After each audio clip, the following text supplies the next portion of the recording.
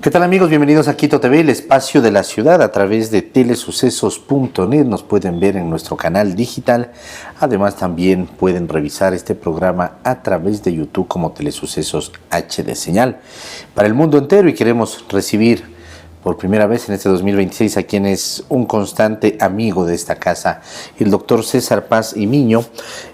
Paz y Miño, así se escribe además por separado, doctor, por supuesto. Gracias. Siempre nos hace acuerdo, médico, genetista y máster en biología de las enfermedades infecciosas, Universidad UTI. Y es un gusto, le queremos desear un buen año, doctor, y hablar de estos temas que son tan importantes y que algunas cosas, como el tema que vamos a hablar el día de hoy, lo escuchamos como noticias y resulta que esas noticias decimos, bueno, eso no es aquí, es en otro lado, pero resulta, y ya vamos a hablar, que terminan teniendo incidencia en nuestro país. Y es que el tema de la peligrosa retórica antivacunas y su impacto potencial en países de economías débiles y con carencias de salubridad. La Administración de Salud en Estados Unidos resolvió reducir significativamente el calendario de vacunación infantil, eliminando la recomendación universal para hepatitis A y B, meningococo, rotavirus, gripe y COVID-19. Esta decisión presentada como una alineación con el consenso internacional basada en el modelo danés. Hablemos un poquito de esto. ¿Qué es primero esto de la vacunación ampliada, doctor? ¿Cuál es el modelo danés? ¿Qué es lo que pasa en Dinamarca? ¿Qué es lo que va a pasar en Estados Unidos? Y después, ¿qué es lo que va a pasar en nuestro país o acá en nuestra región? Eso. Bueno, muchas gracias por la invitación primero y también un buen año. Muy amable. Empiezo por el tema de que hay un movimiento que se hizo desde el momento que gana el presidente Trump, de un cuestionamiento al sistema de médico en general, de ciertas tendencias y al sistema de vacunas muy importantemente, porque hay un movimiento anti-vacunas y ese movimiento trae consecuencias y trae riesgos. ¿Este movimiento antivacunas se potencializó con el tema del COVID? ¿Ya existía desde antes? Ya existía el movimiento. Ajá. Se partió de unas experiencias que se asoció la vacuna de la viruela al autismo. Y entonces, pero eso luego fue desvirtuado totalmente, pero quedó ese rezago porque son movimientos que hacen bastante bulla, tienen presencia, les aceptan en varios foros y medios y con el discurso de que las vacunas te pueden dar autismo, te pueden dar problemas crónicos, etcétera, etcétera, que cada vez se han ido desvirtuando. Y más bien lo que las vacunas hacen es salvar vidas. Cuando uno ve todo lo beneficioso de las vacunas, salvan vidas. Minoritarios, pero hacen bastante bulla. Exactamente, hacen bastante bulla. Y cuando aparece el COVID es más, claro, porque empiezan a decir que las vacunas de ARN, que son las que se aplicó para el COVID, son vacunas que están dañando a las personas, que te están transformando el material genético, lo cual es imposible. Que nos ponen un chip incluso a través de chip, etcétera, etcétera, ¿no? Entonces, todos mitos y falacias, porque no están no es bien verdad, adaptadas, ¿no? Entonces, estos ya se anunció en el nuevo gobierno de Trump, ¿no? Que cuestionó el tema y ahí tienen su senador Kennedy, que él está un poco a la cabeza de esta cuestión. Y lo que al final, digamos como la cosa evidente que está ocurriendo es que se cambia el esquema de vacunación que era aceptado, como es en el Ecuador, al nacimiento, 2 años, 4 años, 1 año, reforzamientos, etcétera. Y dicen, con nuestro carnet, además. Exactamente. Ahí, ¿no? Y dicen, ¿saben qué? Esto no es necesario. El modelo, y aplican el modelo danés diciendo, ahí está la prueba de que no es necesario porque hay un país que dice que no son obligatorias las vacunas en ese nivel. Entonces, claro, dices, comparemos los modelos, pues. El modelo danés cubre el 99% de la salud de los individuos. Sí, claro, él tiene solo un 2% de no vacunados. Nosotros tenemos, en el mejor de los casos, en el área urbana, llegamos al 80%, 90% de cobertura de vacunación. De salud es otra cosa, porque ahí tenemos sitios en que simplemente no llega la cobertura de servicios básicos. En el danés, 99% de cobertura en vacunación. Y cuando analizas el sistema de salud, igual. La cobertura es total, es uno de los sistemas que mejor funcionan porque tiene alertas tempranas, hacen un seguimiento de cada ciudadano, de las situaciones que se presentan. Entonces, tú no puedes comparar el oso polar, que es lo que yo pongo ahí, con la iguana de Galápagos, es decir, que los dos viven igual en el frío porque son animales. Entonces son animales, dices, perdón, no. Porque uno está adaptado para una cosa, el otro para otra. Y lo mismo pasa con el sistema de vacunación. Si yo uso de modelo un modelo eficiente versus un modelo no eficiente como tenemos aquí en el Ecuador, que es un modelo complejo, que habíamos superado mucho. Entonces dices, el último informe oficial dice que llegamos al 90% de vacunación. Excelente. Pero cuando aparece una cuestión de estas que empieza a cuestionar el sistema de vacunación, dices, tenemos un riesgo. Países que decimos, si en Estados Unidos hacen esto, nosotros también. Pues. Claro, pues hagamos. Claro, ¿no? Nosotros, porque estamos más o menos en esa línea, ¿no? Estamos dolarizados. Claro, y si dicen, argumentos si el norte dice esto, dices, qué bien para el sur. Y no es así, porque los países de economías débiles, lo que se llama el sur global, tiene una problemática diferente que desde el punto de vista de salud pública no le puedes manejar igual. Pues si yo tengo un país pobre, con economía pobre, con servicios de salud pobres, con sistemas sanitarios pobres, no puedo decir, ¿sabes qué? Dejo de vacunar, porque el dejo de vacunar destrozaría la vida de un montón de niños. Para puntualizar, doctor, en Dinamarca no es que dejaron de vacunar, sino que no es obligatorio. Claro. Si alguien quiere vacunar a sus hijos, los vacunan. Exacto. Y es menos proclive a que existan estas enfermedades porque existe un sistema de respuesta inmediata. Muchas de estas enfermedades son contagiosas, claro. Es decir, al primer caso que se detecta se como hace hay la toda la inmediata, red están todos aislados, de bloqueo. Pero porque tienen esta eficiencia, pero nosotros no. Del rato que ¿Y tú Estados no dejes, Unidos está preparado para eso? Tampoco. Claro, el rato que tú empiezas a ver las cifras, claro, en ciertas áreas, en las áreas más cómodas, por supuesto, pero hay áreas que no. Y entonces incluso empieza a ver con la migración, la problemática de migrantes, de pobreza, de los homeless, todo que tienen una problemática diferente.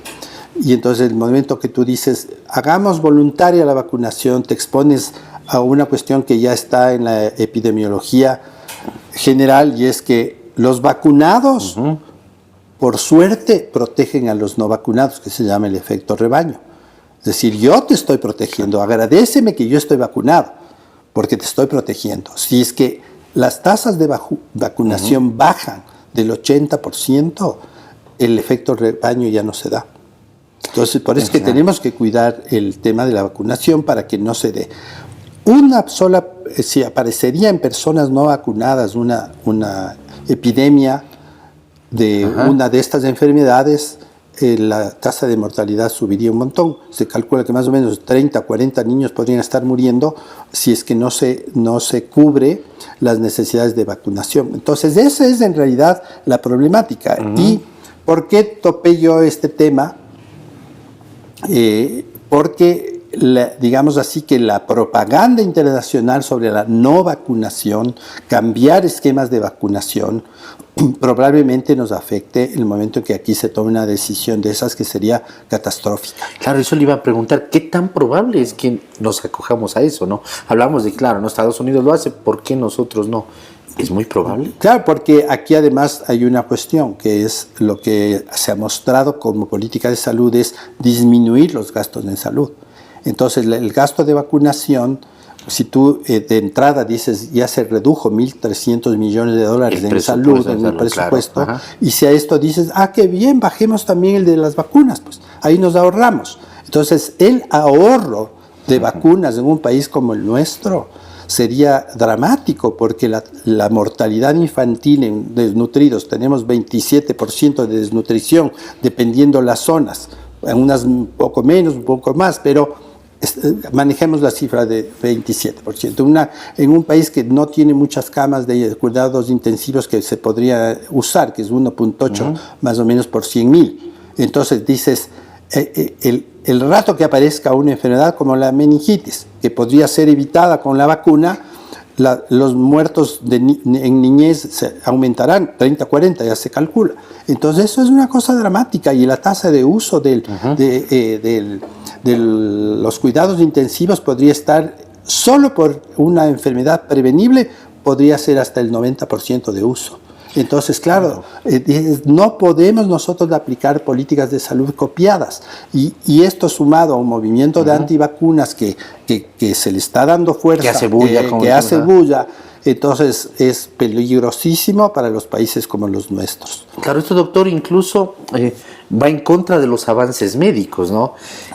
Ahora tenemos una mayor expectativa de vida, es decir, el promedio de vida seguramente aquí en Ecuador llegará entre 80 y 85 años, no tengo yo el dato. En su momento yo me acuerdo que mis abuelitos, por ejemplo, a los 63, 65 años ya fallecieron. Y claro, es porque antes se enfermaban de cualquier cosa y eso les llegaba a la muerte. Sí. Pero esto podemos estar regresando a eso. Es tremendo. ¿No? Sí, es tremendo. Sí. Un solo brote de sarampión que se logró detener dio la alerta de lo que estaba pasando con personas no vacunadas. En Italia, ¿qué es lo que ocurre? Si tú no estás vacunado, no puedes ir a las escuelas, por ejemplo, porque te conviertes en una persona de riesgo. Ajá. Entonces, esa es una forma de ver de otra manera el tema de las vacunas. O sea, las vacunas están protegiéndote a ti y a la sociedad. Entonces tú dices, es que soy antivacunas, entonces no me vacuno. Y dices, ya, pero tu libertad es un problema desde el punto de vista de salud pública, porque podrías generar una epidemia que va a matar a personas y dices, ¿yo soy responsable? Probablemente sí, porque estás evitando una cuestión que es totalmente prevenible, como son enfermedades infecciosas de este tipo que mencionaste al inicio, ¿no? Entonces, ese para mí es la problemática mayor en un país que también copiamos políticas externas en salud. Copiamos lo malo y a veces no copiamos lo bueno. A veces ni copiamos. A veces ni copiamos. Porque bueno, sería bueno copiarlo, lo bueno, pero en este caso, desde la perspectiva de salud pública local, sería una cosa terrible que se cambie el esquema de vacunación. Y regional, yo creo que ningún país de la región está alguien preparado como Dinamarca, ¿sí? digamos. Alguien comentaba ahí que no es solo el sur global, también son los países que entre comillas desarrollados, que se enfrentarían a los mismos problemas. Los gastos de salud subirían por enfermedades que son prevenibles. Aquí los gastos de salud en enfermedades prevenibles, si se quita el sistema de vacunación, podrían destrozar el presupuesto de salud. Los laboratorios dejarían de producir vacunas. Exactamente. Entonces ya se ha hecho un cálculo, por ejemplo, ¿no?, de cuánto incrementaría el costo de vacunas para países como los nuestros. Si ya no voy a necesitar obligatoriamente el sistema de vacuna en países que los producen, como Estados Unidos, entonces ellos se ahorrarían esa parte. Pero a nosotros nos trasladarían el costo de la producción de esas vacunas, entre 30 a 40%. O producirían menos, y claro, entre se produzca menos es mayor el costo. Claro. No es lo mismo producir en grandes volúmenes. Entonces, una decisión de esas que involucra a un sistema global, quitan el apoyo al OPS, OMS, ¿no es cierto?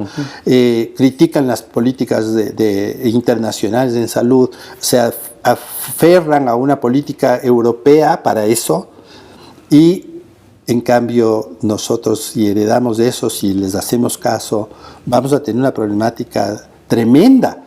Y no podemos entonces simplemente asimilar, porque es que allá hacen. Entonces, ya, pero ¿por qué no hacemos lo que hace Dinamarca? Pues claro, seamos una sociedad que cubre al 99% en salud, gratuita, cálida, eficiente, de alto nivel. Inmediata. Y claro, usted, doctor, dice esto no podemos o podemos ya empezar a dimensionar cuáles serían los daños, y usted los pone el mecanismo de daño a 3 niveles. Les invito a propósito a que siempre vean lo que es Edición Médica, que es esta revista que el doctor, Edición Médica EC, ¿no? Ese es el nombre, y ahí hay varios artículos, entre esos siempre los tratamos en las entrevistas, entre esos el que estamos hablando el día de hoy, la peligrosa retórica antivacuna, su impacto potencial en países de economías débiles y con carencias de salubridad.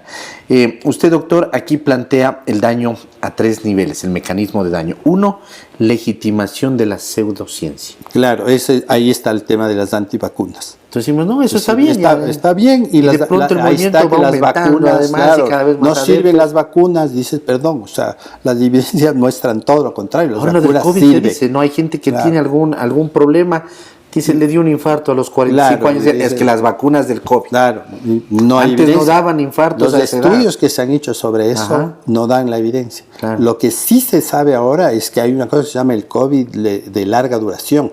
COVID de larga duración. No vacunas que producen síntomas de larga duración. Claro. Este cáncer es que el tema de las vacunas. Entonces, exacto, porque hay esta moda de oír estas cuestiones que no son científicas, porque la ciencia se legitima a través de datos, de experiencias, repeticiones, de análisis, se llaman meta-análisis, es decir, analizo toda la producción científica de un tema, como vacunas, y digo, mira, esto es cierto, esto no es cierto, y resulta que para esto no es cierto todas las malas propagandas que se hacen de las vacunas. Y legitimar eso sería es muy peligroso. Exactamente. Trágico.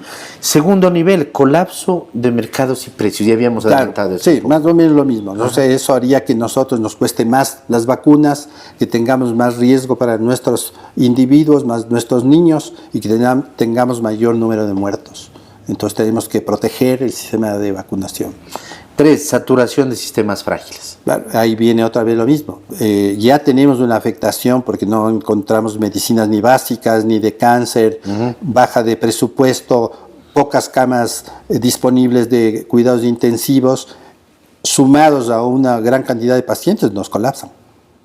Y eso más bien nos pone mucho más riesgo, más vulnerables. Claro, el sistema de salud ecuatoriano dice con 2.1 camas pediátricas en UCI para 100,000 niños, o sea, 2,1 camas existen por cada 100,000, ¿no? Por cada 100,000. En UCI. Y eficientes 1.8, Se saturaría con un brote moderado de meningitis meningocócica, ¿no? Sí, una bacteria que se va al cerebro puede producirte un montón de secuelas, ¿no? Un cálculo conservador que usted lo hace determina ese de 200 casos importados internacionales anuales, 20% requerirían UCI, o sea, 40 camas. Ecuador tiene aproximadamente 320 camas UCI pediátricas nacionales, lo que resultaría en 12.5% de capacidad nacional consumida por una enfermedad prevenible. Una enfermedad prevenible. Claro. Entonces, claro, dices, no tiene mucha lógica si es que aplicaríamos, ¿no? Esto es un supuesto, pero es un supuesto de alerta por cómo estamos viendo lo que se está haciendo con el sistema de salud.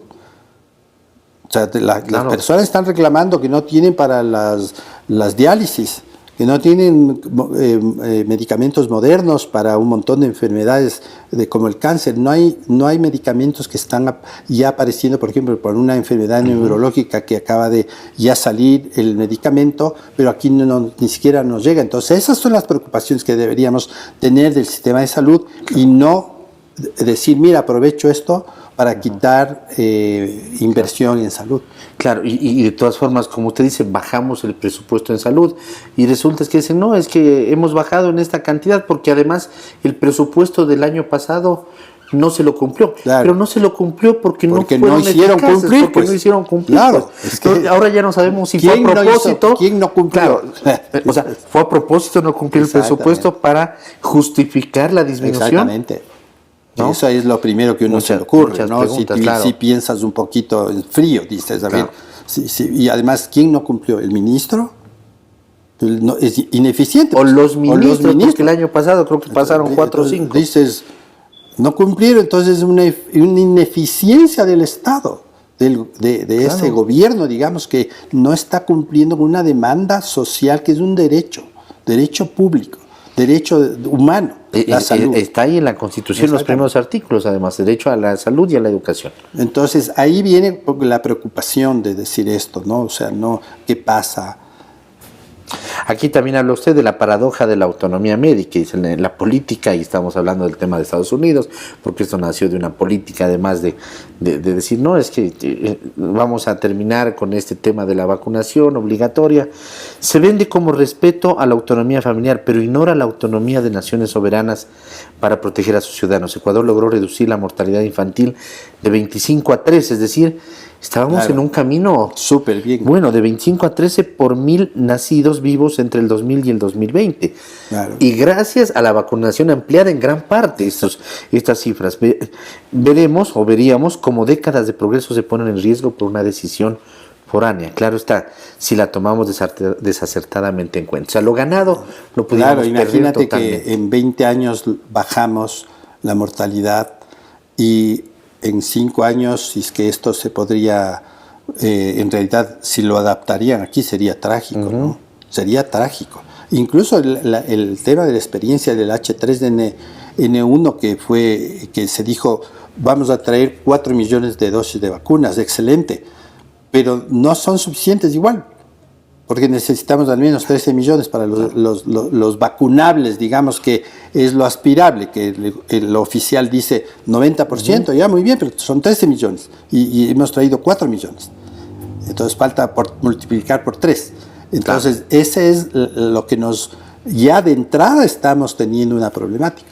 Y a veces también ese tema de vacunación, como sucedió en algún momento en el COVID, no podían traer los laboratorios privados, por ejemplo. Es decir, no les doy en el público, pero tampoco les doy alternativa dentro de lo privado, porque tienen que sacar permisos, que regulaciones, que esto, que esto. Exactamente. O sea, ni hago ni dejo hacer. Sí. Y luego ahí tienes el problema de que me ato incluso también a cuestiones externas de disponibilidad, porque ya nos pasó con la vacuna del COVID, ¿no? O sea, bueno, pero ustedes están en la lista de espera. ¿Y por qué? Porque no hacemos investigación propia, porque no preparamos nosotros vacunas, porque no tenemos tecnología. Entonces, ¿cómo en ese escenario yo puedo darme el lujo de decir, ¿sabes qué? Vamos a dar voluntarias las vacunas, porque eso es producto de una tendencia actual que es de los libertarios, ¿no es cierto? Es decir, yo soy libre de hacer lo que quiera, siempre y cuando yo sea el beneficiado, a mí que me importa el resto. Y eso tiene que ver con lo que usted pone aquí este subtítulo, ¿no? Inmunidad colectiva versus egoísmo colectivo. Exactamente. Entonces yo digo, yo soy el que valgo, el resto a mí no me importa. Y dices, perdón, pero desde la perspectiva de salud pública, la cooperación, la solidaridad, todo lo que hemos aprendido a través, incluso de principios religiosos, que dices, debo cuidar al otro, pues. Y los estados deben cuidar a todos sus individuos. Y partiendo de que tenemos un derecho, que tenemos una constitución, que el 60% votó para que no se la cambie, etcétera. Entonces dices, hay unos mensajes que te están diciendo por ahí, oye, el Estado tiene que proteger a los individuos. Claro. Y eso, digamos, va en el sentido, por supuesto, cuando usted dice, porque yo soy alguien, como usted dice, es libertario, ¿no? Este tema. Y dice, no, yo no quiero que me vacunen. Pero tiene que haber una política sobre eso, claro, ¿no? De decir, no, claro. O sea, tenemos que vacunarte, porque si no simplemente claro, tú terminas... Tu libertad termina por el interés social. El interés social. Claro. Porque si no, probablemente tú tienes los recursos para salvarte, pero otros que no van a tener, y la mortalidad va a subir de 40 a 1. Entonces dices, a ver, disculpa, pero una política de Estado tiene que proteger a los 40. Así es, por supuesto, es algo de interés público. Doctor, queremos agradecerle, ha pasado la verdad el tiempo volando, pero importante topar ese tema, sobre todo para levantar alertas en la gente que nos ve, porque no dejarnos llevar por eso que decimos, son movimientos que hacen mucha bulla. Bueno, tendrán sus razones, serán razones políticas, serán razones religiosas, las que sea, pero no podemos caer en el tema ni empezar a comparar el oso polar, como usted decía, con la iguana de Galápagos y decir los dos hay que tratarlos iguales o a los dos los ponemos en cualquier parte del mundo y van a sobrevivir porque son animales, sino simplemente o de manera importante darnos cuenta de que esto termina siendo, no podemos comparar el sistema de salud danés con el sistema de salud de Estados Unidos y peor con el sistema de salud de nuestra región y peor con el sistema de salud ecuatoriano. Las muestras están ahí, es un sistema de salud que no funciona lastimosamente el nuestro y no podemos compararnos, es decir, ya desde mañana ya no va a ser obligatoria la vacuna, el que quiere se vacuna, el que no. Además un sistema que tampoco funciona si no tienes dinero, ¿no? En Estados Unidos, si no tienes tu seguro, pues por eso decíamos, ¿no? Para todo se puede comparar con el danés, porque dices, en el danés está para todos, claro, ¿no? Pero pero ahí no puedes, pues. Claro, ahí no. Nosotros de Estados Unidos, si no tienes tu tarjetita, qué pena, oye, vaya nomás a ver dónde muere. Entonces, claro, esa es otra forma de ver la salud, ¿no? Ajá. Doctor, queremos agradecerle siempre, bienvenido a este espacio. Gracias, muchas gracias. Amigos, ha estado con nosotros el doctor César Paz y Miño, médico genetista, máster en biología de las enfermedades infecciosas, Universidad UTE. La peligrosa retórica antivacunas y su impacto potencial en países de economías débiles como el nuestro y con carencias de salubridad como el nuestro. Amigos, que pasen bien. Hasta la próxima. Felicidades.